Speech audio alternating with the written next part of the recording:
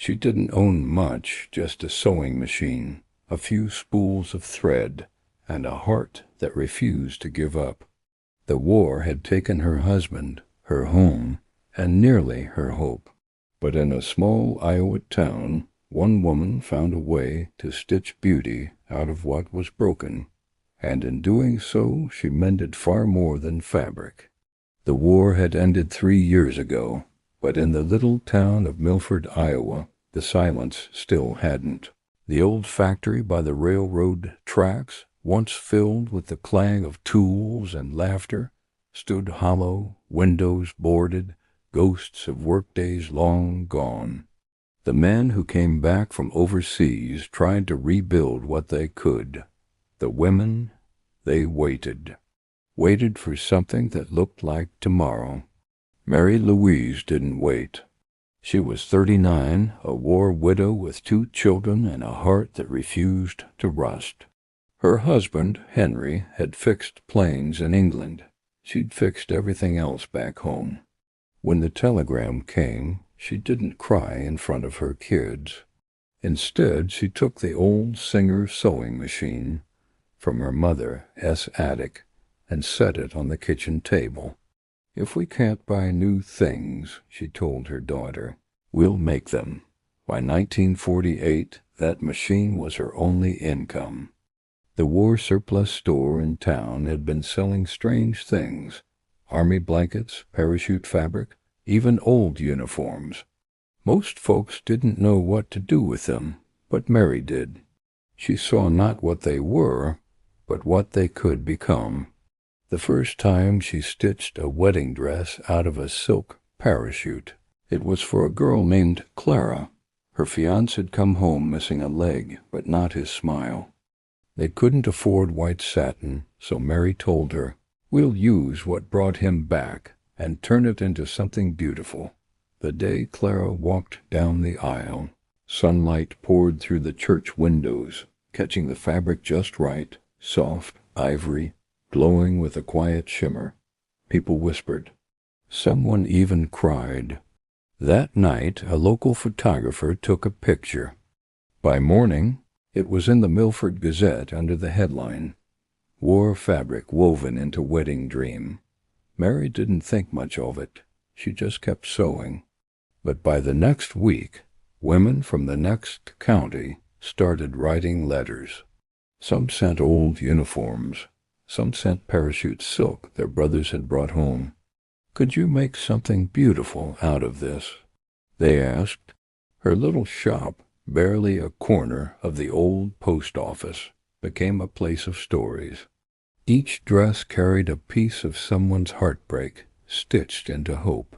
Sometimes Mary would pause with her needle knitter, thinking of the irony that the same fabric once floated men into war, and now it wrapped women in promises of peace. She began pinning the leftover fabric to the walls like keepsakes.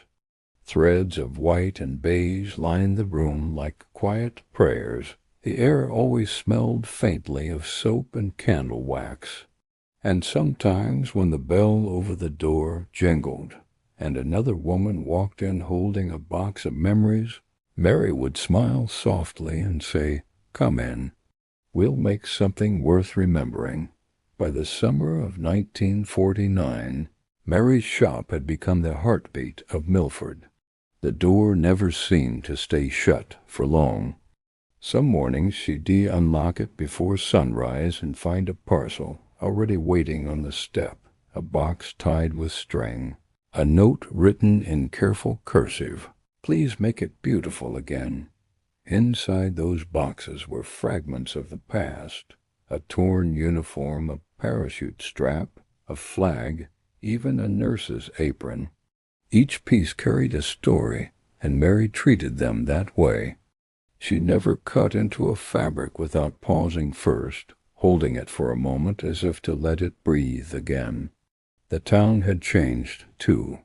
People used to avoid the factory road, but now they walked past her little window just to watch the sewing machine flicker under the lamplight. The rhythmic hum of its needle became a kind of music, soft, steady, defiant. It reminded them that life could still move forward, one stitch at a time. Reporters began showing up. One from Des Moines asked her, "What made you start this, Mrs. Louise?" She smiled, brushed a bit of thread from her apron, and said, "People lost so much. I just wanted to help them keep something." But not everyone liked the attention. Some of the men in town muttered that she was playing dress-up with war things. Others whispered that she was turning grief into business. Mary ignored them. She'd learned long ago that the world always found a way to question kindness. One afternoon, a letter arrived from Chicago. A woman named Anna wrote that she'd lost her husband before he ever came home, and all she had left was his old flight suit. "I don't want it to hang in the closet anymore," she wrote. "Could you make something I could wear, just to feel close to him again?" Mary read the letter twice. That night, under the soft glow of her single lamp, she turned the heavy green fabric over in her hands. She cut it carefully, shaping it into a simple jacket lined with white cotton. When she mailed it back, she included a note that said, "It won't keep you warm from the wind, but maybe it'll help with the silence." Weeks later, another box arrived, this one from the same woman. Inside was a photograph. Anna wearing the jacket, standing by Lake Michigan, smiling. Beneath it, a note. "You were right. The wind still hurts, but the silence doesn't anymore." Word spread quietly. Her shop became known not just for dresses, but for what it gave people: closure, comfort, a sense that something could still be mended, even if not everything could be fixed. One evening, as Mary locked up, she noticed a small crowd gathered across the street. A girl was showing her dress to her friends, one of Mary's. The silk caught the last light of the setting sun and shimmered like gold. Someone clapped. Someone else started humming an old tune. For the first time in years, Milford felt alive. The factory was still empty, the fields still quiet, but people had found something they hadn't had since the war, a reason to believe again. Mary stood at her window that night, looking at the sewing machine resting on the table. The air smelled like rain and cotton. She thought of all the things that fabric had seen, falling through the sky, surviving the fire, finding its way into her hands. And for the first time she let herself whisper aloud what she'd always felt deep down. Maybe we're all just parachutes, trying to land somewhere soft. The letter from Chicago still sat on Mary's desk when the fire came. It was late September, one of those dry Iowa nights when the air crackled like old paper. Mary had stayed late at the shop, finishing a christening gown made from a nurse's uniform. She was humming softly, her foot tapping the sewing pedal, when the smell of smoke reached her nose. At first, she thought it was just the iron, but when she looked up, the window glowed orange. The sound came next, the sharp pop of burning wood, the scream of air turning to flame. By the time she opened the door, the shop across the street was already a wall of fire. Someone shouted her name. Someone else pulled her back. By dawn, her shop was gone. The sewing machine melted. The bolts of parachute silk, ashes. The walls where women had laughed and cried, blackened boards and silence. For the first time since the war, Mary couldn't find her voice.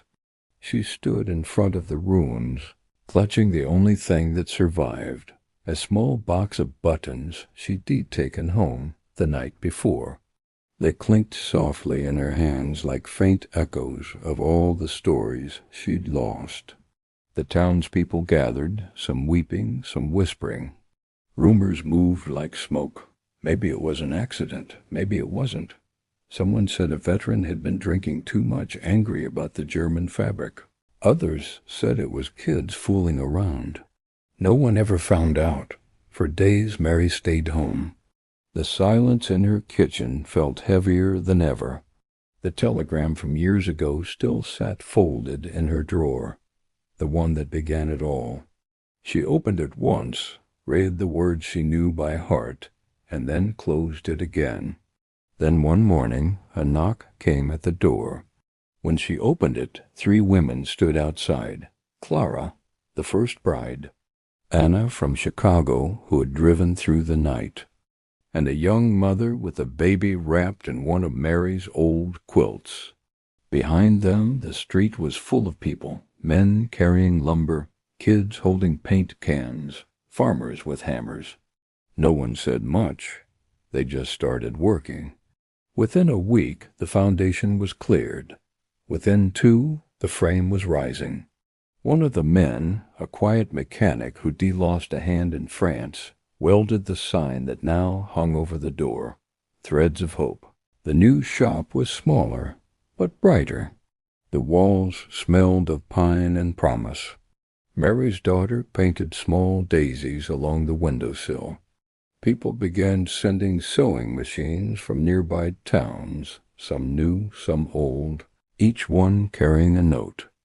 Use this for someone who needs it.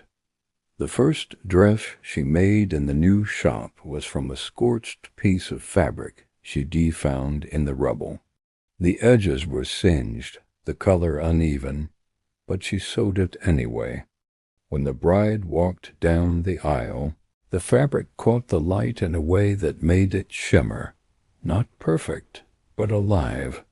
Later that night, as Mary watched the newlyweds dance, Clara leaned close and whispered, "It's strange, isn't it? That something ruined can still be beautiful." Mary smiled. "That's all we ever do here," she said quietly. "We turn what's ruined into something worth keeping." And that became her way. Her prayer, her rebellion, her craft. The town had its heart back, stitched together from ash and memory stronger than before. By 1953, the little shop on Main Street had become something far bigger than Mary ever imagined.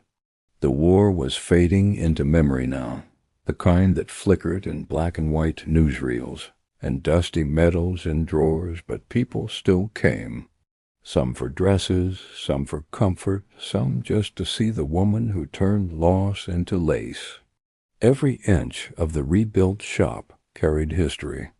There were swatches of fabric framed on the walls, a square of green from a flight suit, ivory silk from a parachute, a strip of blue cotton from a nurse's apron. Beneath each, Mary had written a single word in her careful handwriting: hope, faith, home. She never considered herself an artist. She still said she was just a woman who could sew straight enough. But when a journalist from Washington visited and wrote an article titled "The Seamstress Who Healed a Town," her world changed. Letters began arriving from every corner of the country, and even from overseas. Some came from brides. Others came from mothers who'd lost sons. One reads simply, "Thank you for reminding us that kindness can outlast the noise." That winter, Mary received an invitation she could hardly believe to exhibit one of her dresses in Washington, D.C., as part of a display called Threads of a Nation. She hesitated at first. The idea of leaving Milford felt strange, almost like betrayal. But her daughter insisted. "You have to go, Mom. People need to see what you've done." When she arrived at the Smithsonian, she was overwhelmed by the size of it all. The marble halls, the flags, the polished glass cases filled with the relics of war. But among them, in a quiet corner, stood her dress, the first parachute wedding gown she ever made.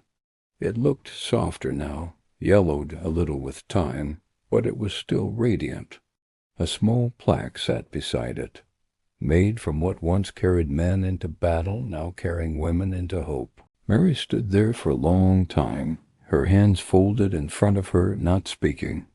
Around her, people whispered, pointed, smiled. A woman beside her murmured, "It's beautiful." Mary nodded gently. "It always was," she said. "People just didn't look close enough before." When she returned home, she didn't open the shop right away. She sat in her kitchen, the Singer machine quiet beside her, and stared out at the winter snow.